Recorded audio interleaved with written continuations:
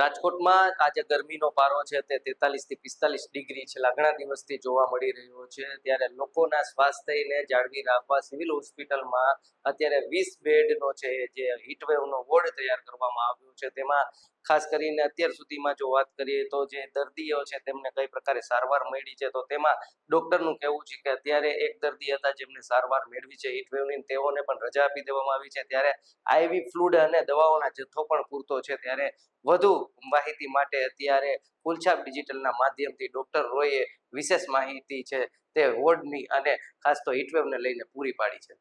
હું doctor MS Roy, અત્યારે હાલમાં અહીંયા ઇન્ચાર્જ એકાઉન્ટ ઓફિસર તરીકે પીડી હોસ્પિટલ રાજકોટની ફરજ બજાવું છું. અત્યારે તો આપણા છે 24 કલાક આપણા એમરજન્સી ચાલુ જ હોય છે.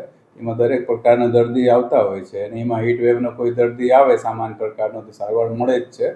લેકિન એના માટે સ્પેશિયલ એક વોર્ડ ઊભા કરવામાં આવેલ છે મેડિસિન વોર્ડમાં, અને 20 બેડનો એને અલગથી તૈયારી રાખવામાં આવેલ છે. અને એમાં જે છે જે જનરલ વોર્ડ આપણા છે મેડિસિનનો ઇમરજન્સી વોર્ડ, મેડિસિન વોર્ડ, એમાં તો સારવાર થાય જ છે. એને સિવાય કંઈ બઢતી સંખ્યા આવે એના માટે બી સ્પેશિયલ તૈયારી રાખવામાં આવેલ છે.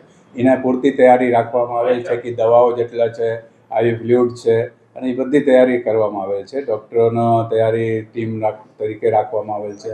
નર્સિંગ સ્ટાફ બી છે એના માટે અલગથી વોર્ડ માટે, અને દવાઓ પૂરતી સંખ્યામાં છે, દવાઓ ઉપલબ્ધ છે. અને એક દર્દી હાલમાં આવ્યા હતા, એને પૂરતી સારવાર કરીને એને રજા આપવામાં આવેલ છે. હીટવેવના દર્દી હતા? હા, એક જ દર્દી હવે આવ્યો છે. અને હીટ સ્ટ્રોકનો અત્યારે કોઈ કેસ આવેલો છે? ના, હાલમાં કોઈ કેસ નથી આપણી પાસે. સાહેબ, અત્યારના જે રીતના તાપમાન રાજકોટ પીડીયુ સિવિલમાં જે પ્રકારના અત્યારે હીટવેવના વોર્ડની કામગીરી છે, ત્યારે કહી શકાય કે એકમાત્ર દર્દીને પણ જો સારવાર મળીને તે પણ ઘરે જતા હોય, ત્યારે આ અસહ્ય ગરમીમાં અત્યારે લોકોએ પોતાના સ્વાસ્થ્યનું ધ્યાન રાખવું જરૂરી છે. અને જો પણ આપને કાંઈ પણ સ્વાસ્થ્ય રિલેટેડ કોઈ પણ તકલીફ જણાય તો આપ તુરંત સિવિલમાં ઇમરજન્સીમાં જઈ અને આ હીટવેવ અને હીટ સ્ટ્રોકના લૂની સારવાર મેળવી શકો છો. પ્રતિભાલ સિજાલા, ફૂલછાપ ડિજિટલ, રાજકોટ.